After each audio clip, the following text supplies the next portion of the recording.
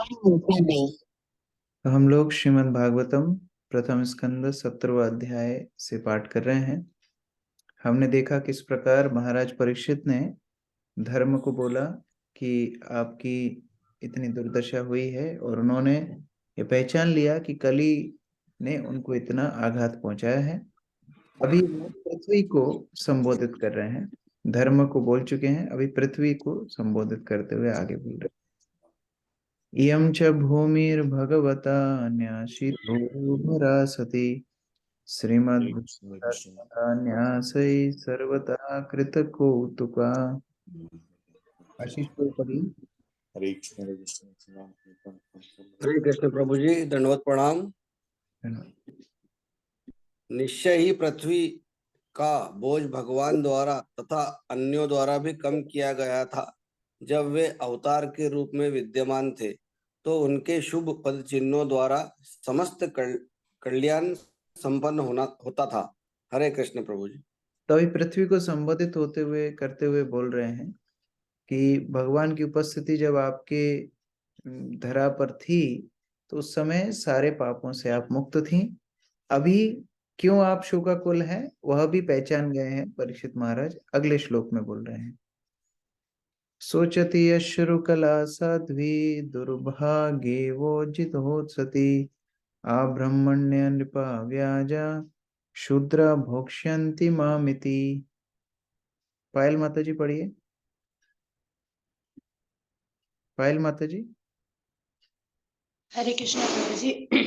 अब यह सती दुर्भाग्यवश श्री भगवान द्वारा परित्यक्त होने के कारण अपने नेत्रों से अश्रु भरकर अपने भविष्य भाग्य के लिए शोक कर रही है, क्योंकि अब वह शासक जैसा स्वांग करने वाले निम्न जाति के पुरुषों द्वारा शासित तथा भोग्य है। कितने एक्सपर्ट राजा हैं, कितना कुशल उनकी नीति है। दोनों की समस्याएं बता दी, धर्म की समस्या ही बता दी है, पृथ्वी की समस्या ही बता दी। दोनों की समस्याएं परीक्षित महाराज ने सटीक रूप से बता दी है। मुकुल प्रभु तात्पर्य पढ़िए। हरे कृष्णा प्रभु।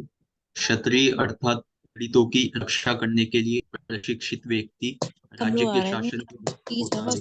अप्रशिक्षित अथवा पीड़ितों की रक्षा करने की इच्छा से रहित निम्न वर्ग के लोगों को प्रशासक के आसन पर नहीं बैठाया जा सकता। दुर्भाग्यवश कलयुग में निम्न वर्ग के लोग प्रशिक्षण के बिना ही जन्ममत वोटों के बल पर शासक का पद ग्रहण किए हुए हैं, और ऐसे लोग पीड़ितों की रक्षा करने के बजाय ऐसी स्थिति उत्पन्न करते हैं जो सबों के लिए असह्य होती है। ऐसे लोग जनता के सारे सुखों की परवाह न करके अपनी ही तृप्ति करते हैं, और इस तरह सती धरती माता पुत्रों की मनुष्य तथा पशुओं दोनों की दयनीय दशा देखकर प्रलाप करती है। कलयुग में संसार का भविष्य ऐसा ही होगा, और तब अधर्म का बोलबाला होगा। अधार्मिक प्रवृत्तियों का दमन करने के लिए उपयुक्त राजा न होने पर लोगों को श्रीमद् भागवत की शिक्षाओं से विधि पूर्वक ज्ञात बनाकर अत्याचार, घूस, चोरबाजारी इत्यादि के मलिन वातावरण को निर्बल बनाया जा सके। तो जो प्रशिक्षित राजा हैं, जिनको शास्त्रों के अनुरूप शिक्षा प्राप्त है, वह असहायों की सुरक्षा करने में, उनकी सहायता करने में निपुण है। लेकिन अभी जिनकी इस प्रकार से अप्रशिक्षित राजाओं की तरह से नियुक्ति हो रही है नेताओं के रूप से, उनको समस्या बताने से भी वह कुछ काम नहीं करते हैं। यहाँ पर महाराज परीक्षित बिना बताए दोनों की समस्या समझ गए हैं, और उस प्रकार से उनकी सारी समस्याओं का समाधान करने के लिए तत्पर हैं। तो उस प्रकार हम देख सकते हैं कि इस प्रकार शास्त्रों के अनुरूप जब समाज का गठन होता है तो वस्तुएं कितनी सरल और सहज हो जाती हैं। इति धर्मं महिं चैव शान्तयित्वा महारथा निशातम् आदधे खड्गं कलये धर्म हेतवे। योगिता माता जी पढ़िए। हरे कृष्ण प्रभु जी, दंडवत प्रणाम। इस प्रकार एक साथ 1000 शत्रुओं से अकेले लड़ सकने वाले महाराज परीक्षित ने धर्म तथा पृथ्वी को सांत्वना दी। तब उन्होंने समस्त अधर्म के कारण साक्षात कली को मारने के लिए अपनी तेज तलवार निकाली। हरे कृष्ण। तो अभी वह तैयार हो गए हैं कली को जब उन्होंने इस तरह बताया कि कली आपके कारण है दुख का। बैल ने कोई प्रतिक्रिया नहीं करी, तो मौनम सम्मति लक्षणम, मौन रहने से उन्होंने एक प्रकार से सम्मति दी। महाराज परीक्षित समझ गए और अपनी तलवार निकाल करके कली का वध करने के लिए तैयार हो गए। ब्रजेंद्र किशोर प्रभु तात्पर्य पढ़िए।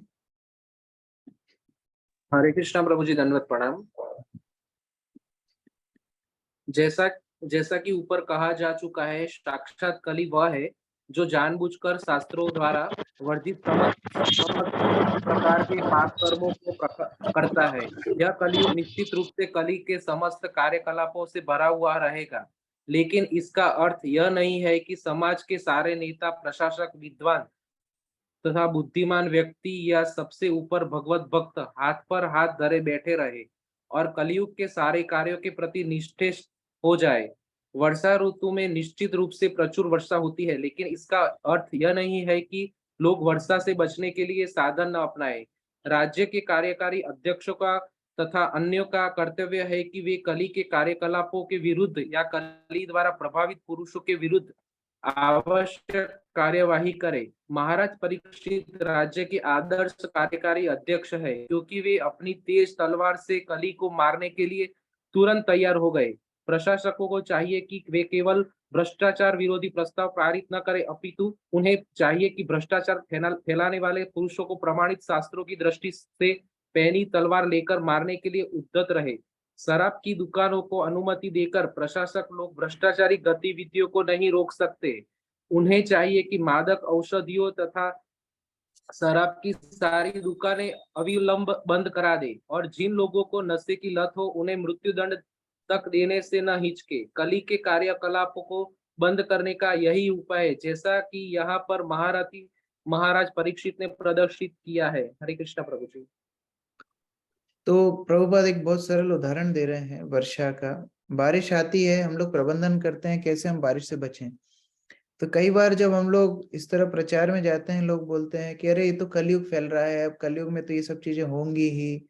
तो ये उसी तरह तर्क है कि बारिश होगा तो अब क्या करेंगे, हमको तो भीगना ही पड़ेगा, हम तो बाहर ही बैठे रहेंगे। ऐसा नहीं है, कली अपना काम कर रहा है, लेकिन कली के प्रकोप से बचने के लिए भक्तों को भी अपना कार्य करना चाहिए। और इसीलिए महाराज परीक्षित उस परिस्थिति को सुधारने के लिए तत्पर तैयार हो गए।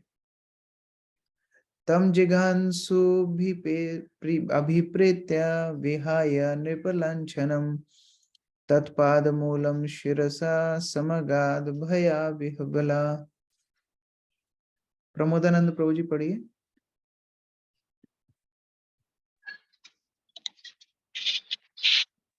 जब कली ने समझ लिया कि राजा उसको मार डालना चाह रहा है, तो उसने तुरंत राजा का वेश त्याग दिया और भयभीत होकर अपना सिर झुकाकर पूर्ण रूप से उनके समक्ष आत्मसमर्पण कर दिया। हरे कृष्ण। कली भी बहुत चालाक था, उसने देखा कि जो परीक्षित महाराज हैं तलवार लेकर के उसका वध करने ही वाले हैं, तो वह कली भी शरणागत हो गया, झुक करके महाराज परीक्षित के चरणों में गिर गया। राहुल प्रभु पढ़िए तात्पर्य। हरे कृष्ण प्रभु, दंडवत प्रणाम। तात्पर्य: कली का राजवेश नकली था। राजा या क्षत्रिय के लिए राजवेश उपयुक्त होता है, किंतु जब निम्न जाति का मनुष्य राजा का बनावटी वेश धारण कर लेता है, तो महाराज परीक्षित जैसे प्रामाणिक क्षत्रिय की ललकार से उसकी असली पहचान प्रकट हो जाती है। असली क्षत्रिय कभी भी आत्मसमर्पण नहीं करता। वह अपने प्रतिद्वंदी क्षत्रिय की ललकार को स्वीकार करता है और या तो मरते दम तक लड़ता है या जीतता है। सच्चा क्षत्रिय आत्मसमर्पण करना तो जानता ही नहीं। कलयुग में न जाने कितने ऐसे छद्म-वेश धारण करने वाले हैं जो प्रशासकों का स्वांग करते हैं, किंतु उनका भेद तब खुल जाता है जब असली क्षत्रिय उन्हें ललकारता है। अतएव जब छद्मवेशधारी कली ने देखा कि महाराज परीक्षित से युद्ध करना उसके बूते के बाहर है, तो उसने अधीनस्थ के समान अपना सिर झुका दिया और अपना राजवेश उतार दिया। हरे कृष्ण। तो इस तरह यह भी पता पड़ता है कि वह ढोंग कर रहा था, वह कोई क्षत्रिय राजा नहीं था। जैसे ही महाराज परीक्षित उसको दंड देने के लिए तैयार हुए, वैसे ही उसने आत्मसमर्पण कर दिया। तो उस प्रकार से हम समझ सकते हैं कि उसके अंदर क्षत्रियों के गुण तो थे ही नहीं, और उसकी क्रिया भी क्षत्रियों जैसी नहीं थी जो उसने बैल और गाय को दुख पहुंचाया था। आगे महाराज परीक्षित को किस प्रकार से भावना आई और किस प्रकार से उन्होंने प्रतिक्रिया की, आगे हम लोग पढ़ रहे हैं। पतितं पादयोर्वीरा कृपया दीनवत्सला शरण्यो नावधिच्योक्श्लोक्या आह चेदम हसन इव। वीर प्रसाद प्रभु पढ़िए। हरे कृष्ण प्रभु दंडवत प्रणाम। शरणागत के रक्षक तथा इतिहास में प्रशंसनीय महाराज परीक्षित ने उस दिन शरणागत तथा पतित कली को मारा नहीं, अपितु वे दया पूर्वक मुस्कुराने लगे, क्योंकि वे दीन वत्सल जो हैं। हरे कृष्ण। तो राजा के अंदर ये करुणा होना बहुत एक आवश्यक गुण है। महाराज परीक्षित जैसे ही कली ने आत्मसमर्पण किया, उसको दया पूर्वक उसके प्रति उनके अंदर करुणा आ गई और वो हंसने लगे, यह देख करके कि तुरंत ही यह शुद्र प्रवृत्ति के कली ने समर्पण कर दिया है। अनीता माता जी पढ़िए। हरे कृष्ण प्रभु जी, दंडवत प्रणाम। जब एक सामान्य क्षत्रिय भी शरणागत व्यक्ति को नहीं मारता तो महाराज परीक्षित के लिए क्या कहा जाए, जो स्वभाव से दयालु तथा गरीबों पर सदय हैं। वे हंस रहे थे क्योंकि छद्म वेशधारी कली ने निम्न जाति के व्यक्ति के रूप में अपनी पहचान प्रकट कर दी थी, और वे सोच रहे थे कि यह कितनी विडंबना है कि जिस पैनी तलवार से वे जिस किसी का वध कर देते थे, उससे यह दीन निम्न जाति वाला कली सामूहिक आत्मसमर्पण के कारण बचा जा रहा है। इसलिए इतिहास में महाराज परीक्षित के यश तथा सदयता का गुणगान किया जाता है। वे सदय तथा कृपालु सम्राट थे और अपने शत्रु को भी शरण में लेने वाले थे। इस तरह देवी इच्छा से कली बच गया। हरे कृष्ण। क्योंकि ये जो सामर्थ्य का, बल का अभिमान है, उसको भी सहन करना बहुत बड़ा गुण है। कई बार हमारे अंदर कोई सामर्थ्य या गुण या पदवी या ऐश्वर्य आ जाता है तो हम अंधकार में, अहंकार में मदान्त हो जाते हैं। लेकिन परीक्षित महाराज जितने शूरवीर थे, उतने ही उनके अंदर आत्म दमन करने का, आत्म संयम करने का सामर्थ्य था। इसलिए उन्होंने तुरंत ही, इतने क्रोध में थे कि तलवार निकल करके मारने वाले थे, और जैसे ही आत्मसमर्पण किया कली ने, तुरंत क्रोध उतर गया और मुस्कुराने लगे। यह महाराज परीक्षित का आत्म संयम का सूचक है। राजोवाच नाते गुडाकेश यशोधराणां बद्ध्यांजलिर्वै भयमस्ति किंचित् न वर्तितव्यं भवता कथंचन क्षेत्रे मध्ये त्वं अधर्म बंधु। रंजना माता जी पढ़िए। हरे कृष्ण प्रभु जी, दंडवत प्रणाम।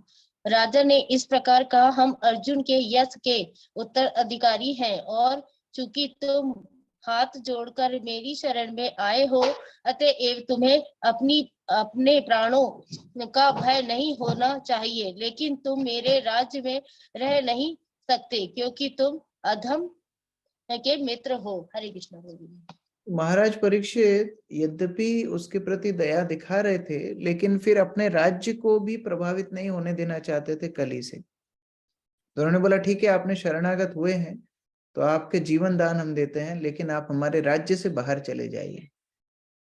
तात्पर्य विनीत प्रभु। हरे कृष्ण प्रभु, दंडवत प्रणाम।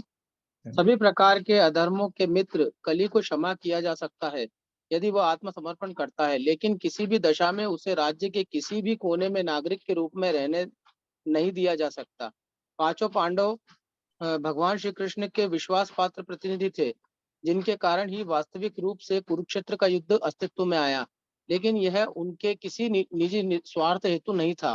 वे चाहते थे कि संसार में महाराज युधिष्ठिर तथा उनके वंशज महाराज परीक्षित जैसे आदर्श राजा राज्य करें। अतएव महाराज परीक्षित जैसे उत्तरदायी राजा अपने राज्य में अधर्म के मित्र को पांडवों की कीर्ति का मूल्य चुकाकर फूलने फलने की अनुमति नहीं दे सकते थे। राज्य से भ्रष्टाचार उन्मूलन करने का यही एकमात्र उपाय है, अन्य कोई उपाय नहीं है। अधर्म के मित्रों को देश से निकाल दिया जाना चाहिए, इससे राज्य भ्रष्टाचार से बच सकेगा। हरे कृष्ण प्रभु जी। महाराज परीक्षित सोच रहे थे, हमने इतने मेहनत से, हमारे पूर्वजों ने धर्म का स्थापन किया, इतना बड़ा युद्ध किया, और अभी ये कली आकर के सब ध्वंस कर देगा। इसलिए वो तत्पर थे कली को वहां से खदेड़ करके बाहर निकालना राज्य से। उन्होंने साफ साफ बोल दिया आपका स्थान हमारे राज्य में नहीं है। त्वं वर्तमानं नरदेव देहषु अनुप्रवृत्तोऽयमधर्मपूगः लाभो नृतं चौर्यमनार्यमांहो ज्येष्ठा च माया कलश्च दंभः। आशीष प्रभु पढ़िए, अनम्यूट कर लीजिए। हरे कृष्ण प्रभु, दंडवत प्रणाम। यदि कली रूपी अधर्म को नर देवता अर्थात किसी कार्यकारी प्रशासक के रूप में कर्म करने दिया जाता है तो निश्चित ही लोभ, असत्य, डकैती, अशिष्टता, विश्वासघात, दुर्भाग्य, कपट, कलह तथा दंभ जैसे अधर्म का बोलबाला हो जाएगा। हरे कृष्ण प्रभु जी। ये कली के सब मित्र हैं। यह सब गुण जैसे ही कली आता है वैसे ये सारे अवगुण समाज में फैल जाते हैं।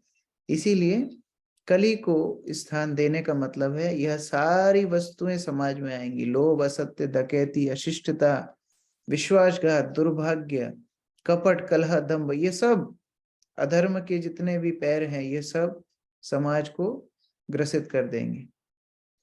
मित्रविंदा माता जी तात्पर्य पढ़िए। हरे कृष्ण प्रभु जी। किसी भी मत के अनुयायी गण धर्म के सिद्धांतों जैसे तप, स्वच्छता, दया तथा सत्य का पालन कर सकते हैं, जैसा कि हम पहले कह चुके हैं। इसके लिए हिंदू से मुसलमान या ईसाई या अन्य कोई मतावलंबी बनने की आवश्यकता नहीं है, जिससे कि स्वधर्म त्यागी बनकर धर्म के सिद्धांतों का पालन करना पड़े। भागवत धर्म के सिद्धांतों का पालन करने के लिए कहता है। धर्म के सिद्धांत ना तो रूढ़ियां हैं, ना ही किसी मत के नियामक सिद्धांत हैं। ऐसे नियामक सिद्धांत संबंधी देश तथा काल के अनुसार भिन्न भिन्न हो सकते हैं। मनुष्य को इतना ही देखना है कि धर्म का उद्देश्य पूरा होता है या नहीं। वास्तविक सिद्धांत तक पहुंचे बिना रूढ़ियों तथा सूत्रों में चिपके रहना ठीक नहीं। धर्मनिरपेक्ष राज किसी भी विशेष मत के प्रति निष्पक्ष रह सकता है, किंतु राजपूती धर्म के सिद्धांतों के प्रति उदासीन नहीं रह सकता। लेकिन कलयुग में राजसत्ता की कार्यकारी अध्यक्ष जैसे धार्मिक सिद्धांतों के प्रति उदासीन होंगे। अतएव उनके संरक्षण में धार्मिक सिद्धांत के विरोध तथा लालच, असत्य, छल तथा चोरी स्वाभाविक रूप से पनपेंगे और ऐसे में राज्य में भ्रष्टाचार रोकने के लिए विज्ञापन बाजी के हो हल्ले का कोई अर्थ नहीं होगा। हरे कृष्ण प्रभु जी, प्रणाम। तो जब आप जड़ को ही खत्म नहीं करेंगे तो बाकी पेड़ को कितना ही काटने का प्रयास करें, बार बार वो उगता रहेगा। उसी प्रकार ये सारे जो असत वस्तुएं हैं ये समाज से तब तक नहीं जाएंगी जब तक हम कली को उखाड़ करके नहीं फेंक देंगे। तो उस प्रकार से कली अपने स्थान को इन सभी वस्तुओं से बनाता है। महाराज परीक्षित जानते थे, इसलिए उसको राज्य छोड़ने के लिए आदेश दे रहे हैं। न वर्तितव्यम तदधर्म बंधो धर्मेण सत्येन च वर्तितव्ये ब्रह्मा वर्ते यत्र यजन्ति यज्ञैर्यज्ञेश्वरं यज्ञवितान विज्ञा। किरण माता जी पढ़िए। हरे कृष्ण, धन्यवाद, प्रणाम प्रभु जी। अतएव हे अधर्म के मित्र, तुम ऐसे स्थान में रहने के योग्य नहीं हो जहाँ पर बड़े बड़े पंडित पूर्ण पुरुषोत्तम भगवान को प्रसन्न करते हेतु सत्य तथा धार्मिक नियमों के अनुसार यज्ञ करते हैं। हरे कृष्ण। तो क्या जल और अग्नि एक साथ रह सकते हैं?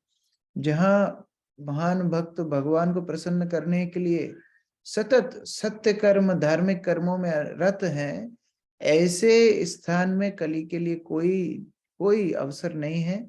इसलिए महाराज परीक्षित उनको बोल रहे हैं, आपका ये स्थान आपको नहीं, आपके रहने के लिए कोई स्थान हमारे राज्य में नहीं है। हमारे राज्य को छोड़ करके आप चले जाइए। बसंत प्रभु तात्पर्य पढ़िए। हरे कृष्णा प्रभु जी, धन्यवाद, प्रणाम। तात्पर्य: यज्ञेश्वर या पूर्ण पुरुषोत्तम भगवान समस्त प्रकार के याज्ञिक अनुष्ठानों के भोक्ता हैं। ऐसे यज्ञ अनुष्ठान विभिन्न युगों के लिए शास्त्रों में भिन्न भिन्न रूप से बताए गए हैं। दूसरे शब्दों में यज्ञ का अर्थ है भगवान की श्रेष्ठता का स्वीकार करना और इसके लिए ऐसे कर्म करना जिनसे भगवान सभी प्रकार से संतुष्ट हों। नास्तिक लोग ईश्वर के अस्तित्व में विश्वास नहीं करते और वे भगवान को प्रसन्न करने के लिए कोई यज्ञ नहीं करते। कोई भी स्थान या देश जहाँ भगवान की श्रेष्ठता स्वीकार की जाए तथा यज्ञ संपन्न होता हो वह ब्रह्मावर्त कहलाता है। विश्व के विभिन्न भागों में भिन्न भिन्न देश हैं और इनमें से प्रत्येक देश में परमेश्वर को प्रसन्न करने के लिए विभिन्न प्रकार के यज्ञ हो सकते हैं, लेकिन उन्हें प्रसन्न करने का मुख्य उद्देश्य भागवत में दिया गया है और यह है सत्य। धर्म का मूल सिद्धांत सत्य है और सभी धर्मों का चरम लक्ष्य भगवान को प्रसन्न करना है। इस कलयुग में यज्ञ का सबसे महान सामान्य सूत्र संकीर्तन यज्ञ है। यह मत उन पंडितों का है जो यज्ञ विधि का प्रचार करना जानते हैं। भगवान चैतन्य ने यज्ञ की इस विधि का प्रचार किया और इस श्लोक से यह जाना जा सकता है कि संकीर्तन यज्ञ को कहीं भी कली को भगाने के लिए तथा मानव समाज को कली के प्रभाव का शिकार से बचाने के लिए संपन्न किया जा सकता है। हरे कृष्ण। इस प्रकार महाराज परीक्षित ने बोला, क्योंकि हमारे राज्य में सब ब्राह्मण लोग सत्कर्म करते हैं, यज्ञ इत्यादि करते हैं, तो आपके रहने की कोई संभावना नहीं है। उसी प्रकार से कलयुग का जो युग धर्म यज्ञ है, संकीर्तन यज्ञ, हरे कृष्ण कृष्ण कृष्ण हरे हरे, हरे राम राम राम हरे हरे, जब हम संकीर्तन करते हैं तो कली अपना प्रभाव नहीं बढ़ा सकता। इसलिए संकीर्तन यज्ञ की वृद्धि समाज में होनी चाहिए। यस्मिन् हरिर्भगवान् इज्यमाना इज्यात्ममूर्तिर्यजतां समतनोति कमान मोघान स्थिर जंगमानाम अंतर्बहिर्वयुरेवास आत्मा। सुमन माता जी पढ़िए।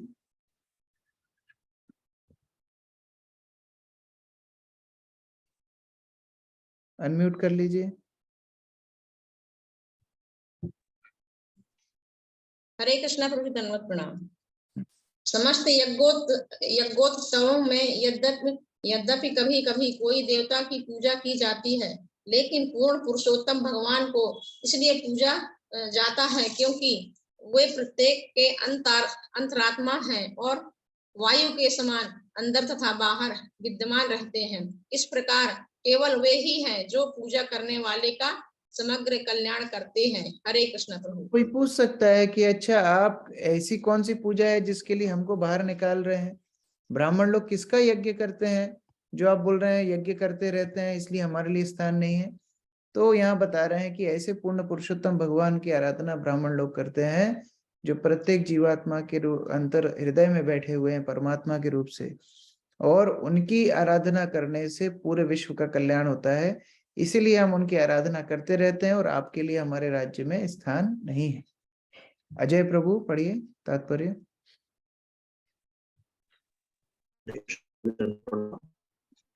कभी कभी देखा जाता है कि इंद्र तथा चंद्र जैसे देवताओं की भी पूजा की जाती है और उन्हें यज्ञ फल प्रदान किए जाते हैं। फिर भी ऐसे समस्त यज्ञों का फल पूजा करने वाले को परमेश्वर द्वारा ही प्रदान किया जाता है और केवल श्री भगवान ही पूजा करने वाले का ऐसा कल्याण कर सकते हैं। यद्यपि देवताओं की पूजा की जाती है, किंतु वे श्री भगवान की अनुमति के बिना कुछ भी नहीं कर सकते, क्योंकि श्री भगवान चर तथा अचर सबके परमात्मा है। श्रीमद् भगवद गीता के 9वें अध्याय के 23वें श्लोक में श्री भगवान ने स्वयं इसकी पुष्टि इस प्रकार की है, ये अपन्य देवता भक्ता यजन्ते श्रद्धयान्विताः ते अपि मामेव कौन्तेय यजन्त्य विधि पूर्वकम। हे कुंती पुत्र, मनुष्य अन्य देवों को जो भी अर्पित करता है वह वास्तव में मेरे निमित्त ही होता है, किंतु यथार्थ को समझे बिना अर्पित किया जाता है। तथ्य यह है कि परमेश्वर अद्वितीय है, श्री भगवान के अतिरिक्त अन्य कोई ईश्वर नहीं है। इस प्रकार श्री भगवान इस सृष्टि से सदैव परे रहते हैं। लेकिन ऐसे बहुत से मनुष्य हैं जो सूर्य, चंद्र तथा इंद्र जैसे देवताओं की पूजा करते हैं, किंतु ये तो परमेश्वर के भौतिक प्रतिनिधि मात्र है। ये तो परमेश्वर का अप्रत्यक्ष गुणात्मक प्रतिनिधित्व करते हैं, किंतु एक विद्वान या भक्त जानता है कि कौन क्या है, अतः वह सीधे परमेश्वर की पूजा करता है और गुणात्मक भौतिक प्रतिनिधियों के कारण इधर उधर चित्त नहीं भटकने देता। जो इतने बुद्धिमान नहीं है वे इन गुणात्मक भौतिक प्रतिनिधियों को पूजते हैं, लेकिन उनकी पूजा अनियमित होने के कारण नियम के विपरीत है। हरे कृष्ण प्रभु।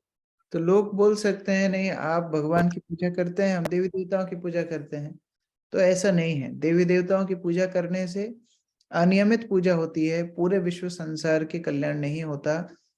यद्यपि वह भी भगवान के अंग है, लेकिन भगवान क्योंकि स्वयं जड़ मूल है पूरे संसार के, जड़ में पानी डालने से पूरे वृक्ष को पोषण मिलता है। उसी प्रकार भगवान की आराधना, अर्चना, भक्ति करने से पूरे विश्व को कल्याण मिलता है, शांति मिलती है, प्रकृति भी संभ्रांत रूप से अपना उपादान लोगों को प्राप्त कराती है। तो उस प्रकार से महाराज परीक्षित ने कली को अपना फैसला सुनाया, और आगे सूत गोस्वामी बता रहे हैं कि कली की क्या दशा हुई। सूतो वाचा परीक्षित एवं अधिष्ठता सा कलिर्जात वेपतु तमोद्यतासीन अहेदम दंडपाणिम इवोदयतम। सुमति राधिका माता जी पढ़िए। हरे कृष्णा प्रभु, प्रणाम। श्री सूत गोस्वामी ने कहा, इस प्रकार महाराज परीक्षित द्वारा आदेश दिए जाने पर कली भय के मारे थरथराने लगा। राजा को अपने समक्ष यमराज के सामने मारने के लिए उद्यत देखकर कली ने राजा से इस प्रकार कहा। तो महाराज परीक्षित के इतना कठोर वचनों को सुन के कली की दशा खराब हो गई, और अब कली आगे बोलेगा उनकी प्रार्थना कि किस प्रकार उनको भी शरण की आवश्यकता है। कली महाराज परीक्षित को क्या प्रति उत्तर देते हैं, हम आगे देखेंगे। राहुल प्रभु तात्पर्य पढ़िए। हरे कृष्ण प्रभु, धन्यवाद प्रणाम। तात्पर्य: राजा कली को तुरंत मारने के लिए तैयार थे यदि वह उनकी आज्ञा का पालन न करता, अन्यथा राजा को उसको जीवन दान देने में कोई आपत्ति न थी। कली ने भी विभिन्न प्रकार से दंड से बचने का उपाय लगाकर अंत में निश्चय किया कि अब वह राजा की शरण में जाए। अतः वह जीवन के भय से कांपने लगा। राजा या शासक को इतना प्रबल होना चाहिए कि वह कली जैसे व्यक्ति के समक्ष काल पुरुष यमराज की भांति खड़ा रह सके। राजा के आदेश का पालन होना चाहिए, अन्यथा अपराधी का जीवन संकट में रहता है। इसी विधि से राज्य के नागरिकों के सामान्य जीवन में उत्पात करने वाले कली पुरुषों के ऊपर शासन जमाया जाता है। हरि। तो अगर राजा ही ढीला ढाला रहेगा तो फिर प्रजा अपने नियमों को तोड़ने से भय नहीं प्राप्त करेगी। लेकिन यहाँ पर क्योंकि महाराज परीक्षित ने इतना क्रूर, इतना कठोर निर्णय सुनाया, कली थरथर कांपने लगा और कली रोवाचा, कली बोलना शुरू कर रहा है। यत्र क्वा वसता वत्स्यामि सर्वभौमा तो आज गया लक्ष्ये तत्र तत्रापि त्वम अत्येषु सरासरम। आशीष प्रभु पढ़िए। हरे कृष्ण प्रभु जी, दंडवत प्रणाम। हे राजा, मैं आपकी आज्ञा से चाहे जहाँ कहीं भी रहूं और जहाँ कहीं भी देखूं, वहां केवल आपको ही धनुष बाण लिए देखूंगा। हरे कृष्ण प्रभु। मतलब क्या है, जहां कहीं भी मैं जाऊंगा आपका ही राज्य है, आप चक्रवर्ती सम, आप बोले आपके राज्य से बाहर चले जाओ, तो आपका तो राज्य सब जगह, तो कहाँ जाऊंगा। उस प्रकार कली बोलने लगा है। बसंत प्रभु तात्पर्य बोली। हरे कृष्ण प्रभु जी। तात्पर्य: कली देख रहा था कि महाराज परीक्षित सारे विश्व के सम्राट थे, अतएव वह चाहे जहां कहीं भी रहेगा उसे राजा उसी मुद्रा में दिखेंगे। कली उपद्रव के निमित्त था और महाराज परीक्षित कली जैसे उपद्रवकारियों के दमन हेतु थे। अतएव कली के लिए तो यही श्रेयस्कर था कि राजा उसे अन्यत्र न मारकर वही मार डालते। अब तो वह राजा के समक्ष शरणागत के रूप में था और अब जो कुछ करना था वह राजा के हाथों में था। तो या तो पहले ही मार देते, अब जीवन दान तो दे ही दिया, जीवन तो पहले दे दिया, वापस नहीं लेंगे। अभी रहने के लिए बोला आप राज्य से बाहर चले जाओ, लेकिन राज्य तो महाराज परीक्षित का चक्रवर्ती सम्राट, तो जाएंगे कहाँ। इस तरह परीक्षित महाराज के सामने विडंबना खड़ी हो गई। कल ही आगे बोलते हैं, तन्मे धर्म वृतम श्रेष्ठा स्थानम निर्देश तमर्हसि यत्रैव नियतो वत्स्य अधिष्ठांस्ते अनुशासनम। वीर प्रसाद प्रभु पढ़िए। हरे कृष्ण प्रभु जी। अतएव हे धर्म रक्षकों में श्रेष्ठ, कृपा करके मेरे लिए कोई स्थान निश्चित कर दें जहां मैं आपके शासन के संरक्षण में स्थायी रूप से रह सकूं। हरे कृष्ण। एक स्थान मुझे दे दीजिए जहां कहीं मैं चुपचाप रहूंगा, आपके शासन में कोई व्यवधान नहीं डालूंगा। इस तरह कली बोलने लगी। विनीत प्रभु पढ़िए तात्पर्य। हरे कृष्ण प्रभु जी, दंडवत प्रणाम। यस माता जी बताइए।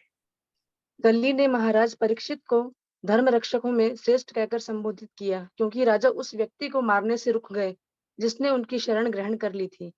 किसी शरणागत जीव को समस्त सुरक्षा प्रदान की जानी चाहिए, भले ही वह शत्रु क्यों न हो। यही धर्म का नियम है।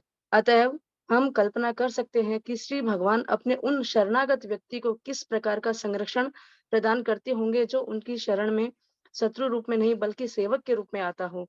श्री भगवान समस्त पापों तथा पाप कर्मों के फलों से शरणागत की रक्षा करते हैं।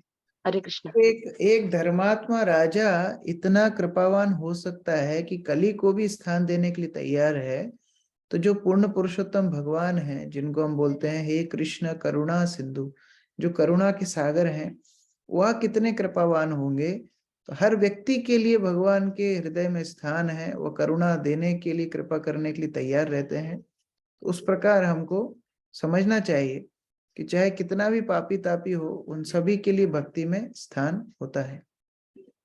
अब आगे सूतो वाच अभ्यर्तीर्थस्तदा तस्मै स्थानानि कलये ददौ द्युतां पानं स्त्रियं शूना यत्र धर्म चतुर्विधा। कहाँ स्थान दिया बता रहे हैं। मुकुल प्रभु पढ़िए।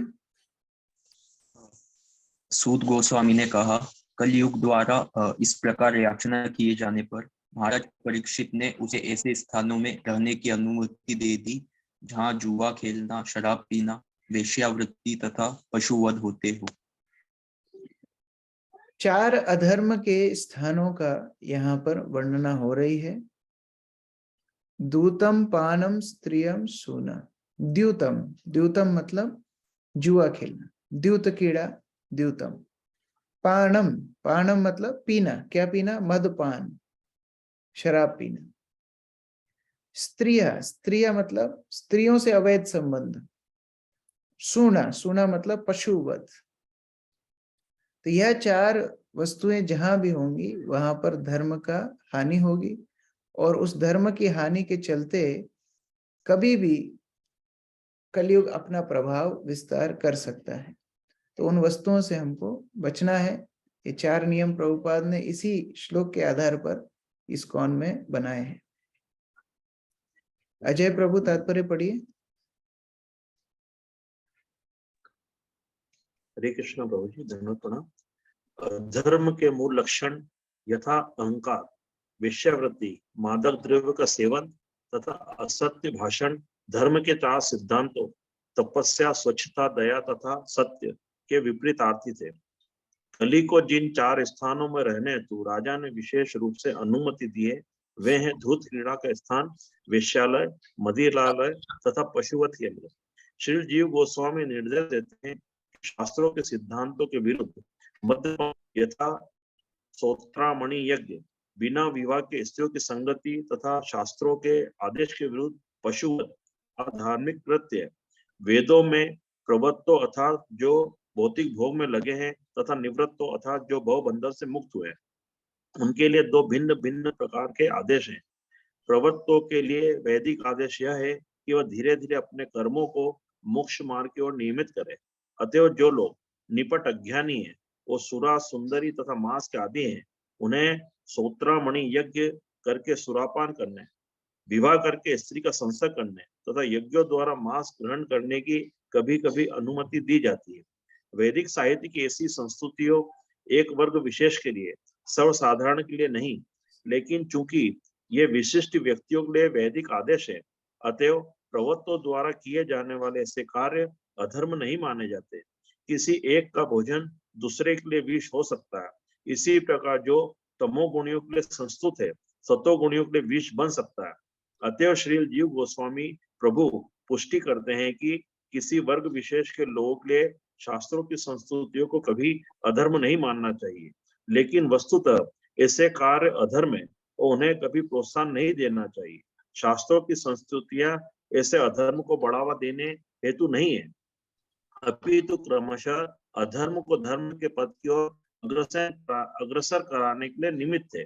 महाराज परीक्षित के पद चिन्हों का अनुसरण करते हुए राज्यों के समस्त कार्यकारी प्रमुखों का यह कर्तव्य है कि अपने राज्यों में धर्म के सिद्धांतों, तप, स्वच्छता, दया तथा सत्य की स्थापना करें और सभी प्रकार से अधर्म को, अहंकार, अवैध स्त्री संसर्ग या वेश्यावृत्ति, मादक द्रव्य सेवन तथा असत्य को रोके। अच्छा तो यही होगा कि कली को धूर्त, सुरापान, वेश्यावृत्ति तथा पशुवध होने वाले स्थानों में भेज दिया जाए।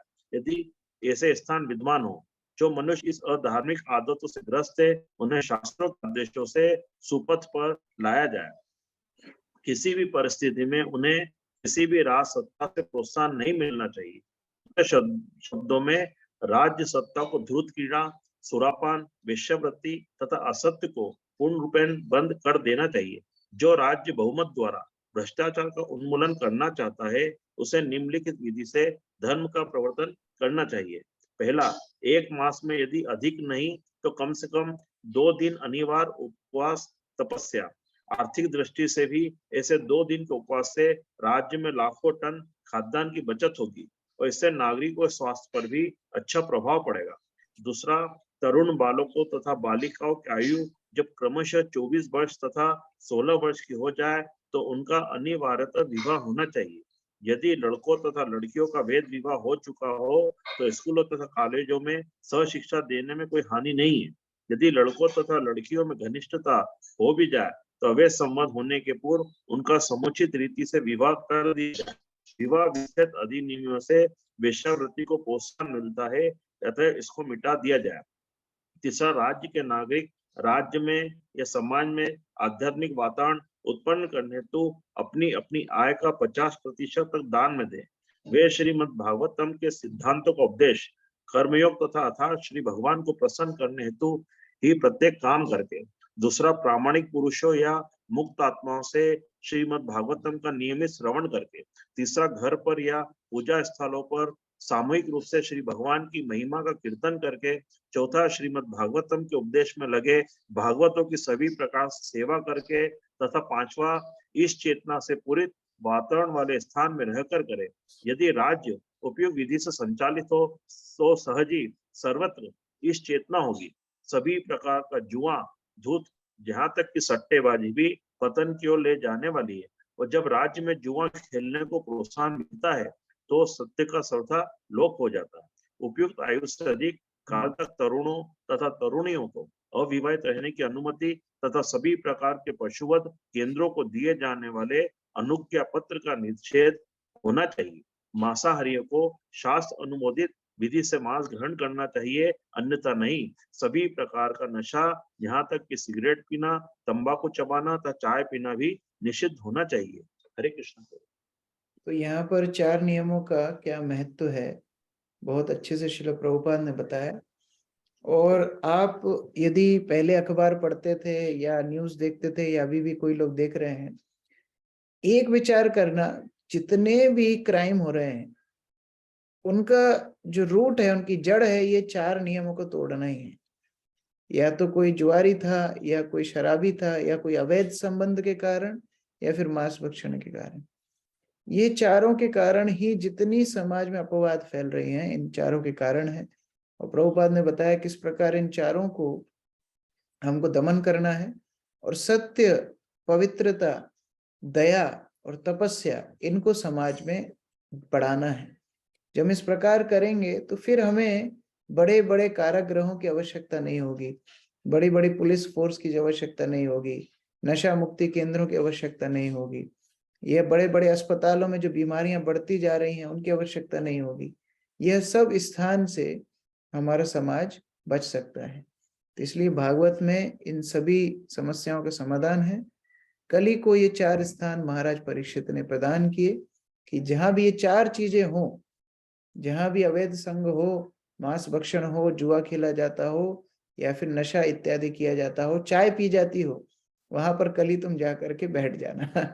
तो इसीलिए ये 4 स्थान कली प्राप्त करते हैं। और आगे देखते हैं किस प्रकार और भी डिस्कशन हुआ महाराज परीक्षित ने कली ने एक और स्थान महाराज परीक्षित से मांगा और उसके बाद कली को महाराज परीक्षित ने छोड़ दिया। तो हम लोग कल इस पाठ को आगे बढ़ाएंगे। हरे कृष्ण। जगत गुरु श्रील प्रभुपाद की जय। ग्रंथराज श्रीमद् भागवतम की जय।